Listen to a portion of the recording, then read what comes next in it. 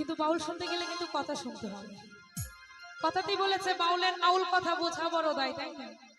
তো বাউল হচ্ছে আমাদের এই মাথা চুল থেকে পায়ের নখ পর্যন্ত। বাউল যা বলে আমাদের দেহটাকে নিয়ে বলে, দেহের বাইরে কিছু বলে না। তাই গানে ভাষে কি বলেছে,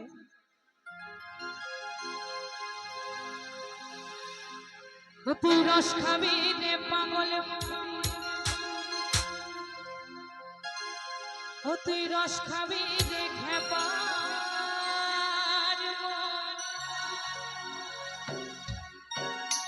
ওই খেজুর গাছে হাড়ি বাঁধো রে,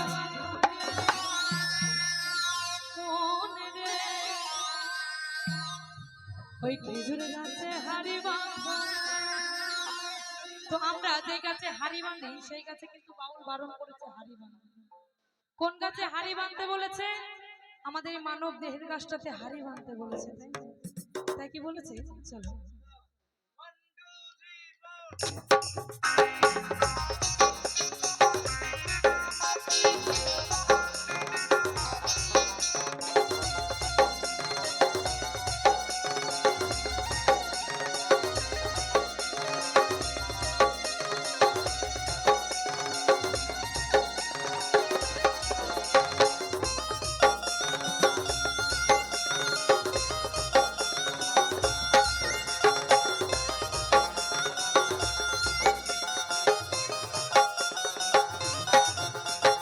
রস খাবি রে পাগল মন, ও তুই রস খাবি রে খেপর মন, এই খেজুর গাছে হাড়ি বাঁধো মন, খেজুর গাছে হাড়ি বাঁধো মন, খেজুর গাছে হাড়ি বাঁধো মন, খেজুর গাছে হাড়ি বাঁধো মন।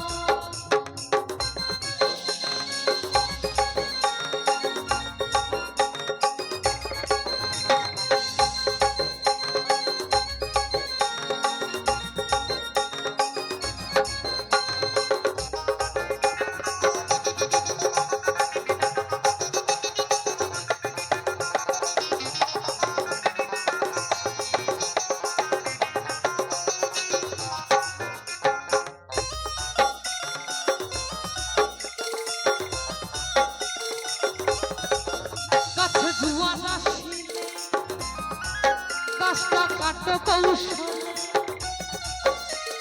টানের দড়ি দিয়ে যেন পড়ো না ফাঁদে, তুমি পড়ো না ফাঁদে।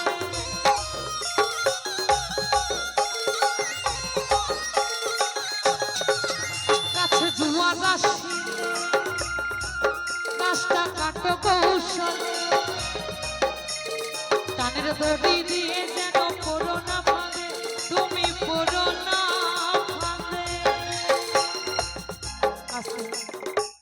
তো বাউল বলেছে কিছু কথা কিছু গান, কি বলে বাউল?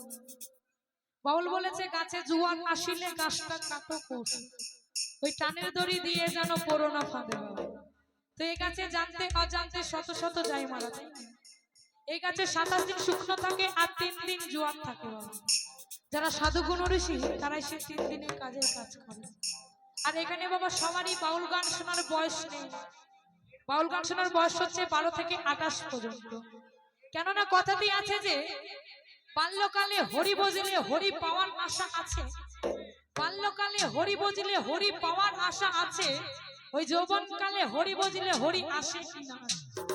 আর বৃদ্ধকালে সব হরি বোঝে বাবা সব ওই জমির তরসে, তাই না? তাই বাউল বলেছে গাছে জুয়ান আসিলে গাছটা কাটো কৌশলে, টানের দড়ি দিয়ে যেন পড়ো না ফাঁদে, তুমি পড়ো না ফাঁদে।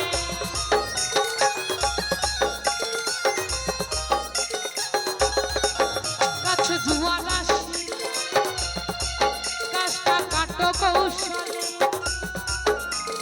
টানের দড়ি দিয়ে যেন পড়ো না ফাঁদে, তুমি পড়ো না ফাঁদে। গাছে কত জনে যায় যে মারা, গাছে কত জনে যায় যে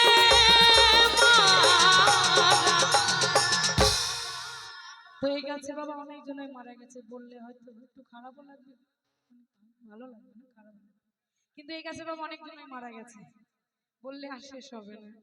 এই গাছে আমার ঠাকুরদা মারা গিয়েছিলেন বলে আমার বাবার জন্ম। বাউল বাবা বাঁচার কথা বলে, কখনো মারার কথা বলে না।